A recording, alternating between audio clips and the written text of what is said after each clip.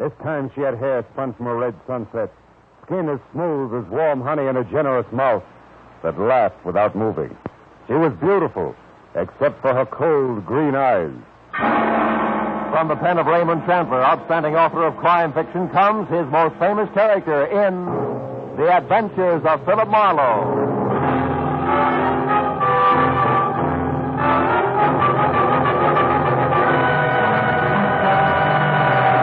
Now, with Gerald Moore, starred as Philip Marlowe, we bring you tonight's exciting story, The Green Witch.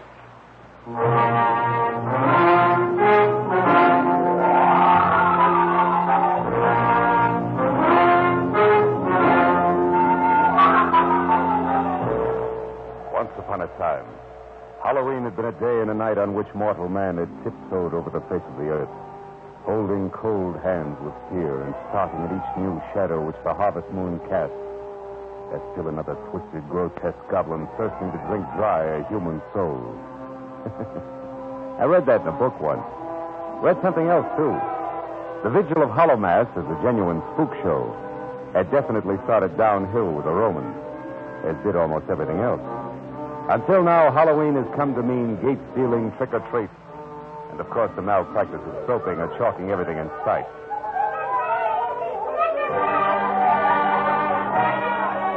So, today, unless you're really on your toes or under 12, and I'm neither, the 31st day of October, 1949, could easily have appeared as just that and no more, until a worried man named John Bishop entered my office.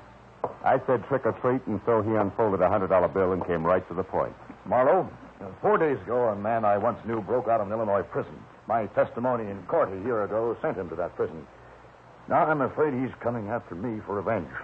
His name is Dale Estes, and I want you to protect me from him. Is he here in L.A., Mr. Bishop? I'm not certain. However, this morning, a friend of mine told me of a man in a shabby brown tweed suit who asked about me, but wouldn't identify himself. That's all the description he could give. But here, Mr. Marlowe, here's a picture of Dale Estes. It was in last Thursday's paper. It's a prison identification picture. Well, when you change the clothes and remove the number, it doesn't leave much. No. Tell me, Mr. Bishop, what do you want me to do? I want you to locate this man, Estes, and keep him from killing me. Police will do that for nothing. Nothing, plus a lot of noisy publicity, and I don't want. Because in the first place, it won't help my real estate business any, and also It's somebody you'd rather not have worrying about you, maybe. Yes. Madeline Hughes, my fiancée. Please, Mr. Marlowe, will you try to find Estes at once? As soon as possible, before tonight. Why? What happens then? Our masquerade, the Pacific Palisades Country Club. It's a lonely spot out there. Well, why go to the masquerade? Because if I didn't, Madeline would know there was something wrong. She'd worry, and I'd defeat my purpose. Now, Mr. Marlowe, all I can give you to go on are three things. First, Dale Estes was once an able-bodied seaman. Second, he likes Spanish food. He could eat it 3 times a day. And third, he'd gladly give up both to watch a prize fight. He'll kill me, Mr. Marlowe. I know he will.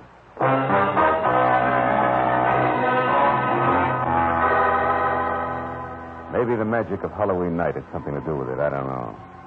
But when I started looking for an escaped convict who might possibly be someplace in the sprawling city of Los Angeles with murder on his mind, things began to change. First, it was 10-year-old girls prancing around in their mother's high heels, lipsticks, and affectations. Then gangling boys screaming home from school via the Great Mischief Route. That much was fun. Then it got dark everywhere. The kids went home and took their laughter with them. And I went looking for Dale Estes. I seemed to meet people who wore everyday faces that I was sure could be masks. People like the old lady who ran a Spanish restaurant located off a crooked alley below the street level. It started with her at the entrance to a damp, cold cave. No, senor. I did not ever see any man like that picture. But if I were you, I would look for him no further. There is death in his face, senor. I know.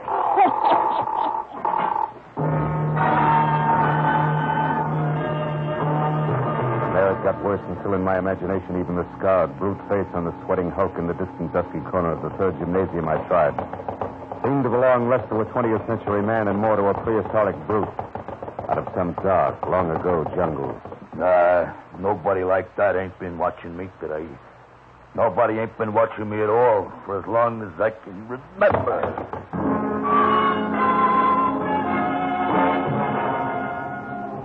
finally, after 2 hours along the Santa Monica fishing piers, 100 withered pounds of ancient mariner staring out to sea had more to say. Yes. Yes, I know Estes. Estes was standing next to me when the boiler exploded that night off New South Wales. He was killed.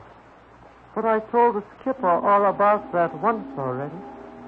His name was Estes, too. And so was the first mate, Dale Estes. Everybody's name is Estes.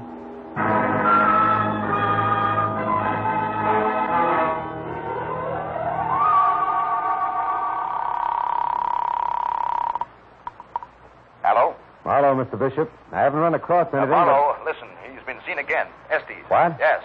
Or at least a man in a shabby brown tweed, this time near my office. Marlowe, get over to 3130 North Havenhurst Drive as soon as you can. 3130, huh? Yes, it's a costumer shop, Alberto Zingaro. Zingaro. I'll meet you there. Goodbye. Bye. Alberto Zingaro, customer, had at least a tangible name and occupation. His shop was tattered on and grimy windows and scarred wooden door, all immodestly marked with the proprietor's name in handsome 12-inch high gold letters. With a card dangling from the front doorknob reading, "Back in 10 minutes, Mr. Alberto Zingaro." There was nothing left for me to do but wait, until from someplace within arm's reach the conversation was declared open. You have a match, please? Yeah, I guess so. Here. When I raised the cup flame toward a smiling face sporting a mid-July sunburn topped by blonde crew-cut hair, I got ready for trouble. It never came. Thank you. Good night. Uh-huh. Keep the change now. Marlowe? Yeah. Marlowe, is that Mr. Zingaro going off? No, just a guy out of matches. Oh. Well, I wonder where Zingaro is. He said everything would be ready and waiting for both of us. Me as Mephistopheles and you. Just a minute. We said nothing about me going to that masquerade, Mr. Bishop. Not a word. Mr. Marlowe, please. I'm sure Estes is going to try to get me tonight. Yeah, I know, but when you want... Gentlemen, good evening. I'm sorry to be late, but there was a costume that had to be delivered. Mr. Zingaro, this is Mr. Marlowe, the gentleman I called about. Oh, yes. You'll be able to fit him all right. I don't know. It depends, Mr. Bishop. On whether or not I'll stand still. Oh, Marlowe, please. I'll pay you anything. I know, but I... Okay. Fine. Wonderful. Zingaro, open the door. I am. Now, where is that light switch? Ah, yes. There. And now, here is your costume. This is my costume? Yes. You like it? You do. Oh, no, it's pretty grotesque, even for Mephistopheles. A beast with wings. My finest creation. It will surely bring you the first prize at the masquerade. A fiery bear's head, horns and all. It is as false saw the devil, the Lord of Darkness. And look, hunched high on your back, a black wing. You pull this cord here, and the wings flap. And as for you, Mr. Marlowe, now let me think. There's something you can whip up quickly, Zingaro. Now, look, Marlowe, I'd appreciate it if you'd stop on your way to the club and pick up Madeline. Miss Hughes, your fiancée? Yes, pick her up at my place. 2341 State Law. 2341. Gentlemen, I have just the thing. Today, Mr. Marlowe. Tonight, Count Alessandro Cagliostro, 18th century impostor, criminal, and lover par excellence. That's me.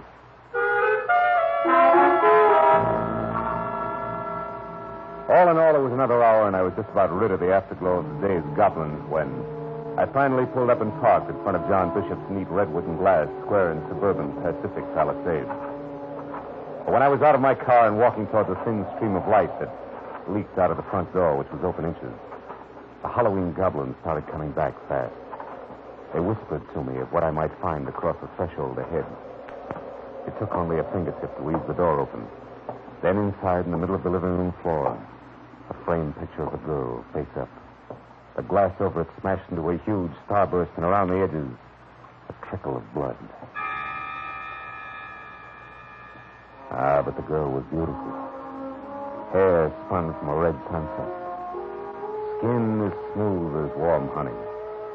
A generous mouth that laughed without moving. Beautiful.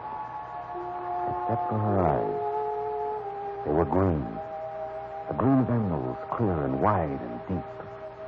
And they laughed, too. But the sound you felt somehow wasn't nice. You approve, Mr. Marlowe? Mr. Marlowe? Oh. No, forgive me. It's the first time I've seen a green witch. Well, it's Halloween, remember? Yeah. Of course, I know I'm missing the blacked-out teeth and the bushy eyes. My picture. What happened to it? Oh, it's probably the wind. What? But if I may, Count Alessandro Cagliostro awaits your pleasure. Oh, Count Oh. Oh, that's you. Yeah, that's me. Oh, how nice. And how handsome for so bad a man. All Jean said was you were an old friend. Your arm, please, Count dear. The Green Witch is ready. Do we drive or fly?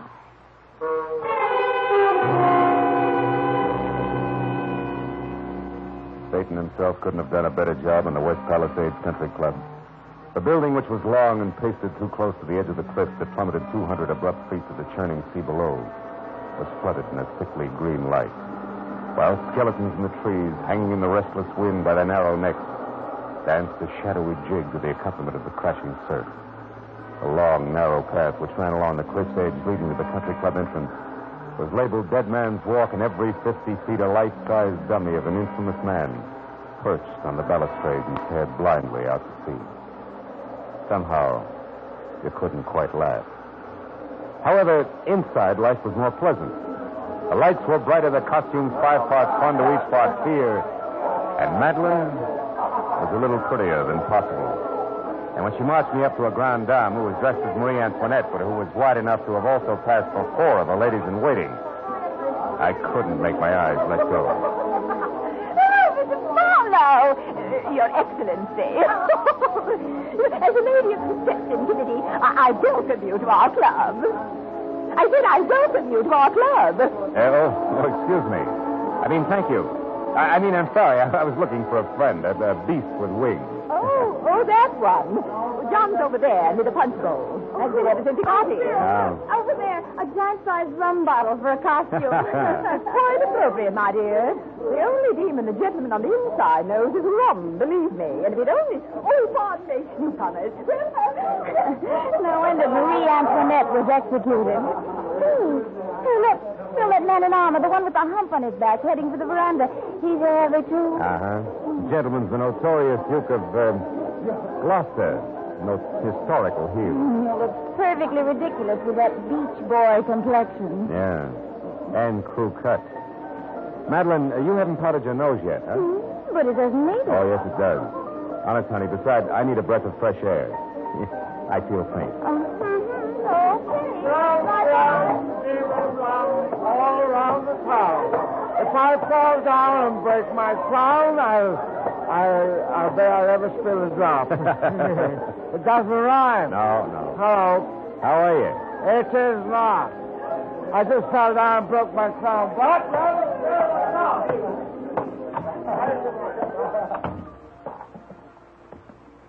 Say, Duke. Yeah? Duke, I'd like to talk to you a moment, please. What? Talk to me? Who are you? Say, I can't tell. Your mask's pretty good. Quite deceptive. Yeah, well, maybe I can help you. For one thing, I'm an international villain of sorts, but another, just a nice run-of-the-mill guy. The kind who'd never refuse a stranger a light, remember? What? Oh, are you the guy? Yeah, the guy you asked for a light when he was standing in front of Albert Zingaro's costume shop. And before you can start talking about a smaller world we live in or start lying about how natural your appearance was there, let's have the truth. Come on, Tin Pants. Was it because of Dale Estes? Dale Estes? You slipped. All right. What's the difference? Yes, it was because of Estes. I know that he's an escaped convict. I also know he's the one way I can get Madeline away from that worthless Mr. Shall I say Bishop? Or would you prefer the full name, John Estes? Bishop and Estes are related? Yeah, like in brothers. Oh. Thanks, Duke. I'm much obliged. Hold on. Where do you think you're going? Keep your hands off, Iron Man. Your face is hanging out, you know. You'll not interfere. Not if I have... Get your hands off!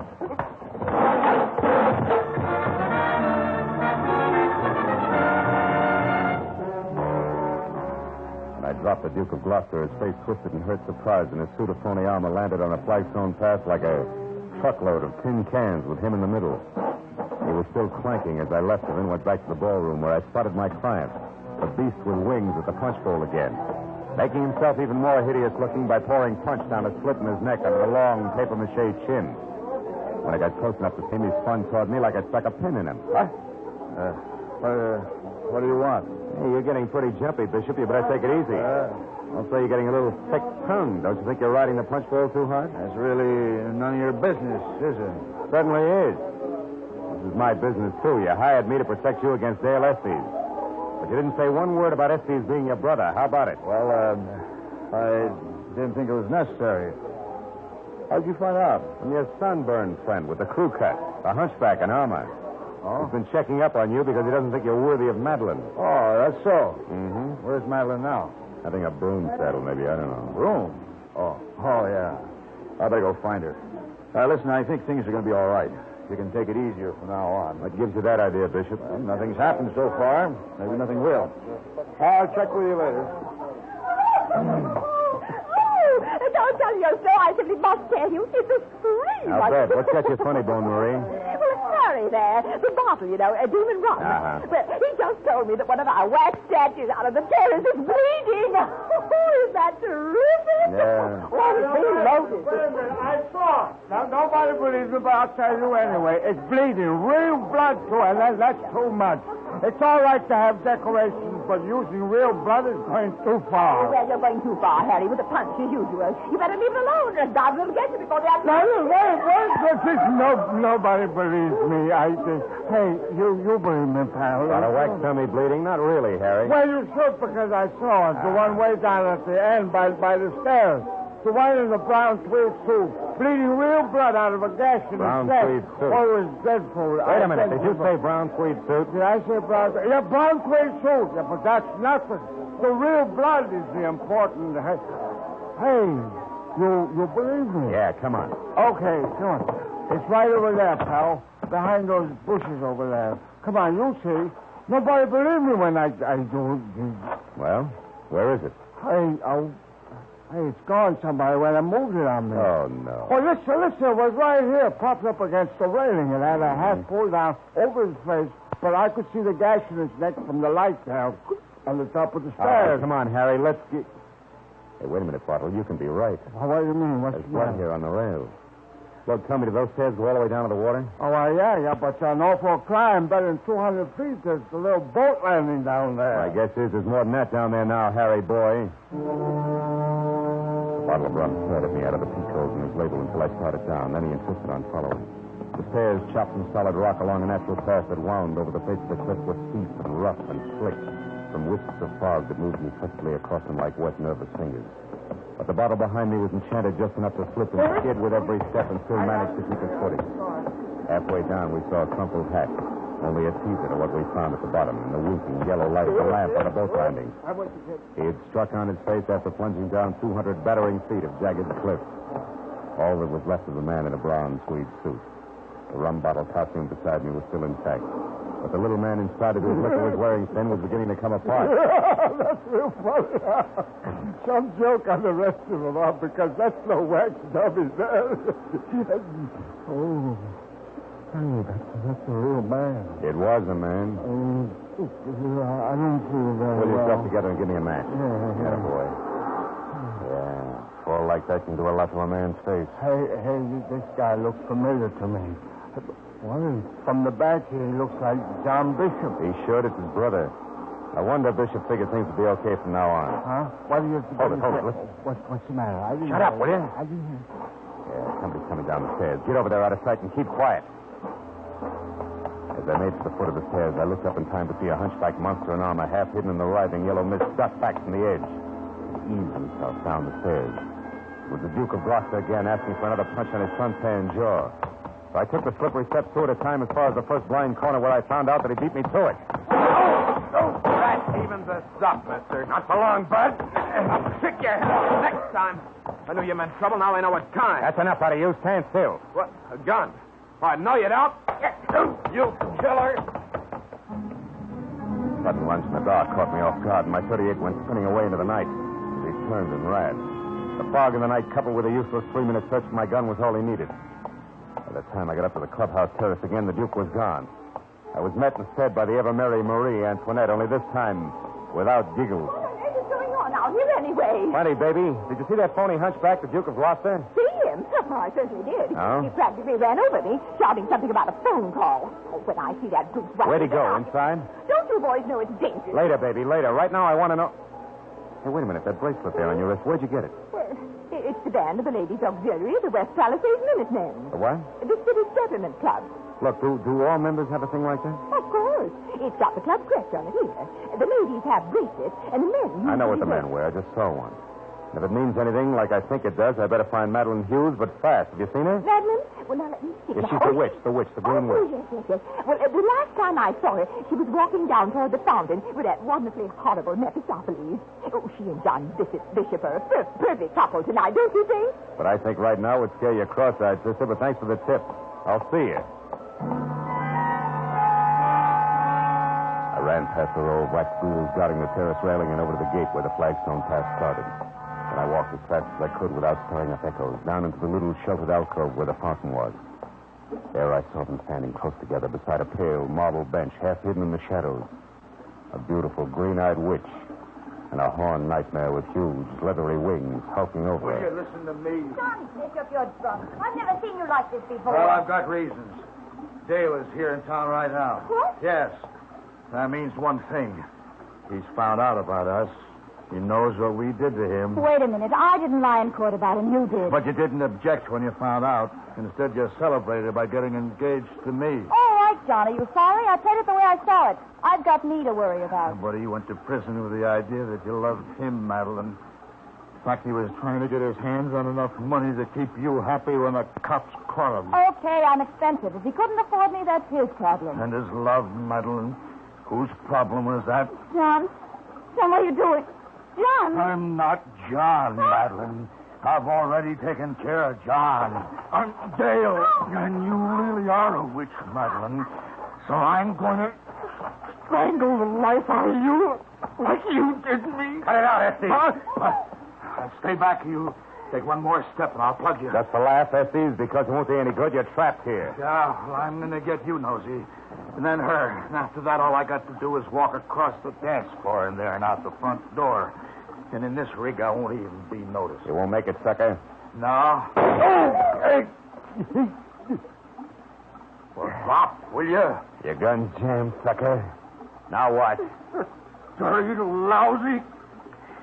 Here. Take it. Oh! My shoulder and arm were numb from the bullet. And I could feel my shirt front getting warm and sticky as I tried to follow him. But the flagstone path was 10 miles long, and my legs were melting. I saw him go to the ballroom door, and I made it over to the side of the building for support. But I knew I'd never catch him. I looked in the window, and I saw him start across the floor. A garish horned beast with wings, shoving his way to freedom. A milling mob of prancing demons. I was passing out. I knew it. I tried to yell to stop him, but the crowd inside was going crazy, laughing and cavorting around the beast with wings, clawing at him, holding him, shoving him back from the door. I saw him fighting and then go down as a horde of screaming creatures closed over him. And then everything went black.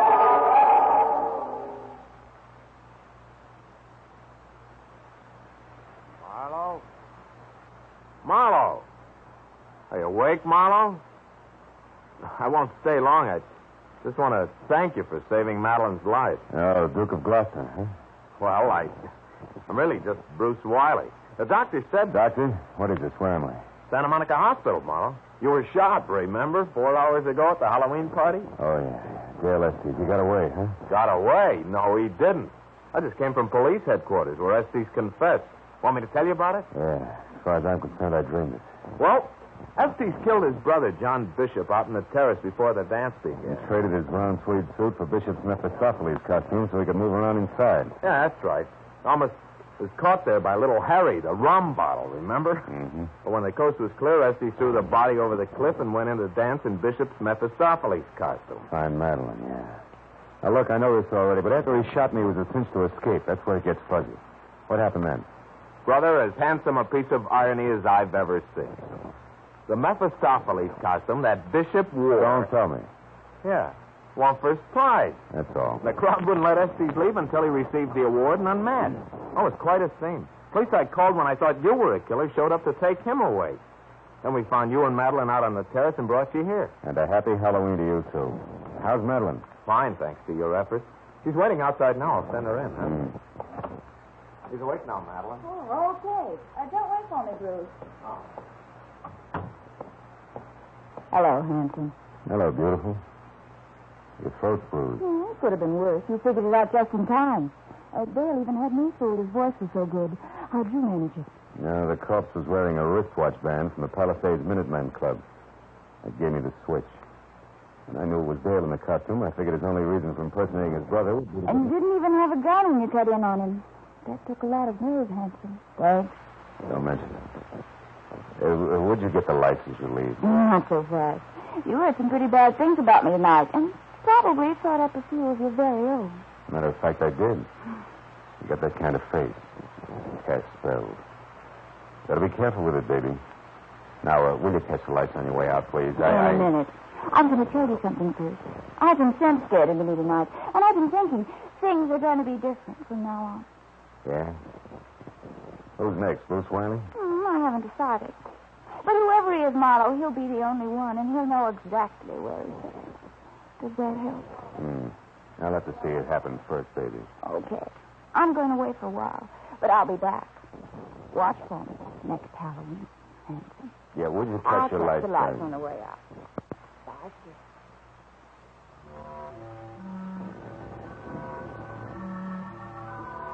When Madeline left, sleep left with her. I got out of bed, went over to the window, and looked out. The sky and the ocean were still dark. But over in the east, the first glow of dawn was starting on the horizon. And the goblins flew screaming into the mist until next Halloween. At that moment, something moved across the fading moon. Something that looked very much like a beautiful witch, with hair red as the sunset and cold green eyes. And then I saw something else on the white sand of the beach. A discarded witch's costume in green, and beyond it, just for a moment, I thought I saw Madeline leaning against a rock and looking out to sea. I never found out if it was Madeline or not. Because then the sun came up, and she and the costume and the night were gone.